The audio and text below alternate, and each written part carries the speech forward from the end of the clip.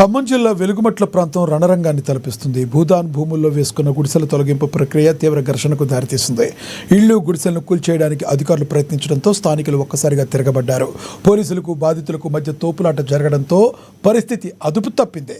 తమ వద్ద సరైన డాక్యుమెంట్లు ఉన్నాయని బాధితులు వాదిస్తుంటే ఇది ప్రభుత్వ భూమి ఆక్రమణని అధికారులు స్పష్టం చేస్తున్నారు.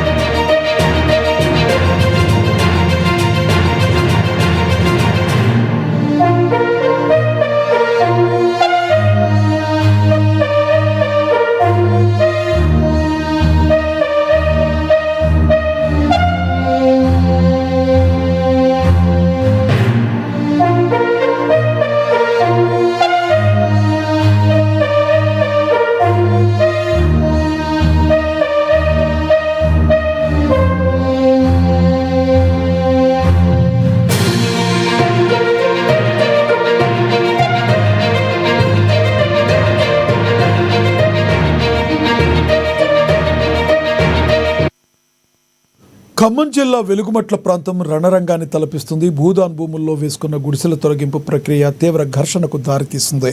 ఇళ్లు గుడిసెలను కూల్చివేయడానికి అధికారులు ప్రయత్నించడంతో స్థానికులు ఒక్కసారిగా తిరగబడ్డారు. పోలీసులకు బాధితులకు మధ్య తోపులాట జరగడంతో పరిస్థితి అదుపు తప్పింది. తమ వద్ద సరైన డాక్యుమెంట్లు ఉన్నాయని బాధితులు వాదిస్తుంటే ఇది ప్రభుత్వ భూమి ఆక్రమణేనని అధికారులు స్పష్టం చేస్తున్నారు.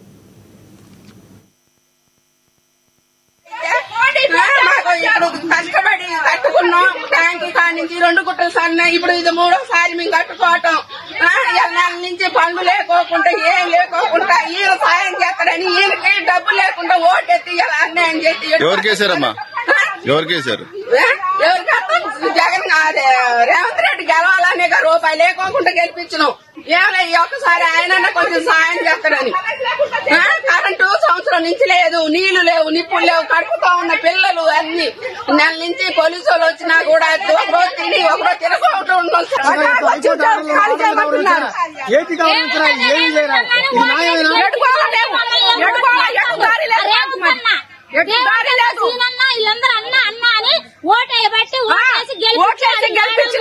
మిద్దల మీద కూర్చోబెడితే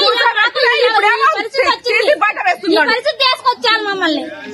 మా ఎంగిలన్నాకి ఆశపడుతున్నారా? సంవత్సరాలు బట్టి ఉంటున్నాం అండి. కనీసానికి ఎప్పుడు ఏ రోజైనా కంటి నిండా నిద్రపోలేదు మేము.